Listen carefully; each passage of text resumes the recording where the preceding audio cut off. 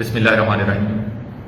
ضلع ڈیرہ غازی خان کی حدود میں آج ایک واقعہ رپورٹ کیا گیا جس میں برسا کی طرف سے الزام لگایا گیا کہ پولیس کی حراست میں تشدد سے ایک صاحب کی موت واقع ہوئی۔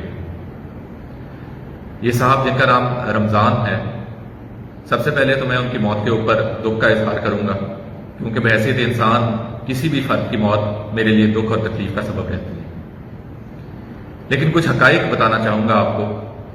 یہ ایک نامعلوم ڈیڈ باڈی پولیس کو کل رات کو ملی تھی، جس کی پتہ جوئی کی گئی اور بعد شناخت ان کے گھر والوں کو بلایا گیا۔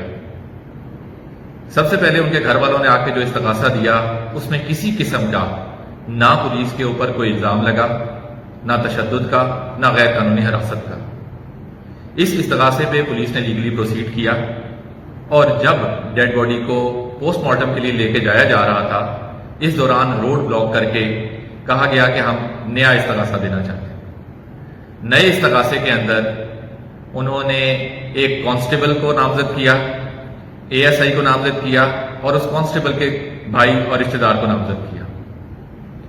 اس کے اوپر بھی پولیس نے کہا کہ ہمیں قطعاً کوئی اعتراض نہیں ہے، اگر آپ کو کسی کے اوپر شک ہے تو پروسیڈ کرے گی پولیس لیگلی۔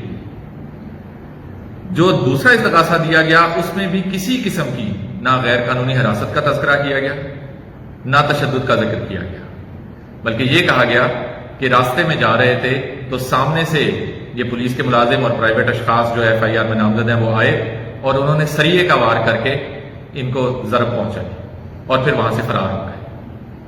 اس پر بھی پولیس نے پروسیڈ کیا ہے، پوسٹ مارٹم کروایا جا رہا ہے۔ جو حقائق آئیں گے ان کو سامنے رکھتے ہوئے میرٹ پر مقدمے کو یکسو کیا جائے گا۔ یہاں ایک اور چیز بھی میں آپ کے گوش گزار کرنا چاہوں گا، جو کہ بعض چینل پر رپورٹ کی جا رہی ہے کہ یہ پچھلے 24 گھنٹے سے حراست میں تھے یا غائب تھے۔ جو متوفی ہیں ان کا موبائل فون ہمارے پاس ہے، اس کا انالیسس کیا گیا ہے۔ موبائل فون کی ایکٹیویٹی رات دیر تک چلتی رہی ہے۔ ان تمام شواہد کو بھی مد نظر رکھا جائے گا میرٹ کے اوپر مقدمے کو یکسو کرتے ہوئے۔ میں بحیثیت ضلع ڈیرہ غازی خان پولیس کے کمانڈر تمام شہریوں سے اپنے اس کمٹمنٹ کا برملا اظہار کرنا چاہوں گا کہ مجھے حکومت پنجاب اور IG صاحب نے میرٹ کو اپہولڈ کرنے کے لیے بھیجا ہے۔ اگر میری صفوں میں سے کوئی بھی شخص کسی غیر قانونی فعل کا مرتکب ہوا تو اسے سخت بازپرس کی جائے گی۔